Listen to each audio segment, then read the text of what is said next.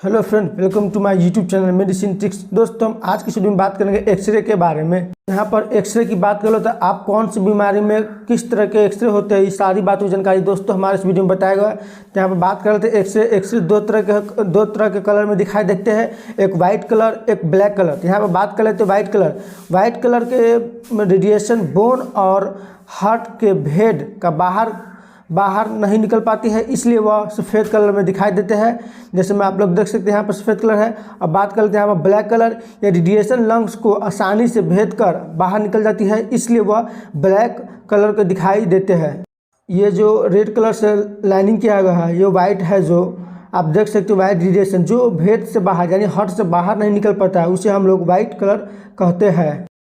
ये जो red colour से लाइनिंग किया हुआ है, जो लंग्स के बाहर आसानी से बाहर आता है, उसे हम लोग ब्लैक कलर्स कहते हैं। यहाँ पर बात कर लेते हैं इम्पोर्टेंट पॉइंट, यानी जो एक्सरे में कुछ इम्पोर्टेंट चीज़ दिखते हैं। सीपी एंगल यानी कोस्टोफेंड्रिक एंगल, हार्ट यानी हृदय, लंग्स यानी फेफड़े, ट्रैकिया, गैस बबल, ये सब आपको चेस्ट एक्सरे में देखने को बहुत ही महत्वपूर्ण चीज़ है, जो दोस्तों इस हमारे इस वीडियो में बताया गया हुआ है। और आप स्क्रीनशॉट ले लें ताकि आपको आगे चलकर कोई दिक्कत ना हो। यहाँ पर पहला टॉपिक बात कर लेते हैं सीपी एंगल। सीपी एंगल क्या होता है? Lower sharp part of lungs is called CP angle. मतलब सीपी एंगल किसे कहते हैं? जो फेफड़े के नीचे वाला नुकीली भाग जो होता है, उसे सीपी एंगल कहा। ये जो लाइनिंग किया हुआ भाग जो शार्प है, नुकीले भाग फेफड़े से नीचे, उसी को हम लोग कहते हैं सीपी एंगल। जो नुकीले भाग होते हैं उनको कहते हैं सीपी एंगल, नुकीले भाग।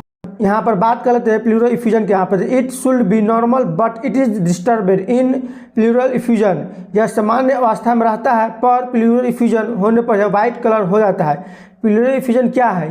प्लूरल इफ्यूजन का मतलब होता है फेफड़े के नीचे वाले हिस्से में पानी भर जाता है।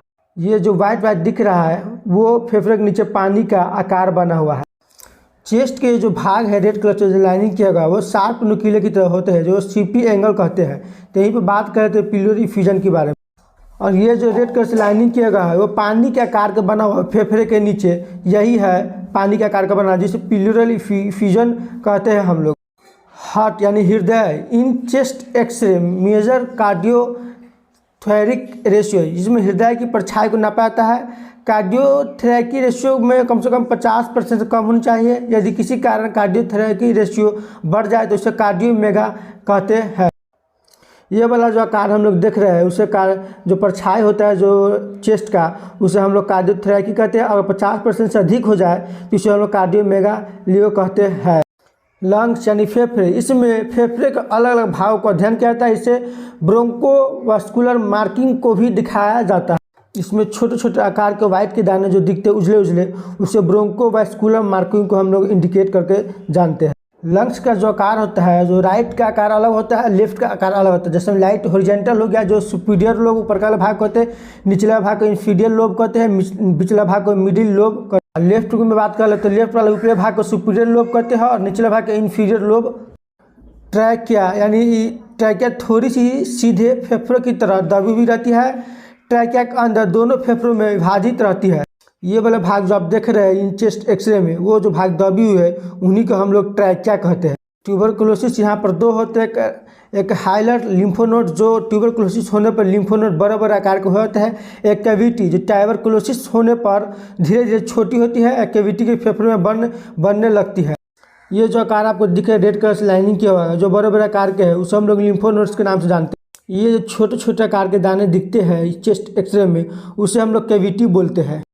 न्यूमोथोरैक्स, जो फेफड़े में हवा भर जाने के कारण इन्फ्लामेशन यानी सूजन हो जाता है, ब्लैक हो जाता है चेस्ट एक्सरे में, जो काले काले दाने की तरह दिखाई देते हैं, उसे हम लोग न्यूमोथोरैक्स कहते हैं। यहाँ पर निमोनिया की बात करें तो निमोनिया एक्सरे देख सकते हैं किस तरह का है। इसमें क्या होता है कि निमोनिया होता है जो टिश्यू जो होता है, इन्फ्लामेशन होता है, जो लंग्स के टिश्यू होता है उसमें इन्फ्लामेशन हो जाती है यानी सूजन होने लगते हैं, और उसमें इन्फेक्शन जो ब्लैक काले काले तरह दिखाई देते हैं, वो उसमें काले काले जो होते हैं उसमें इन्फेक्शन होने लगते हैं। तो इसी को हम लोग निमोनिया कहते हैं और बच्चों को निमोनिया होने लगते हैं।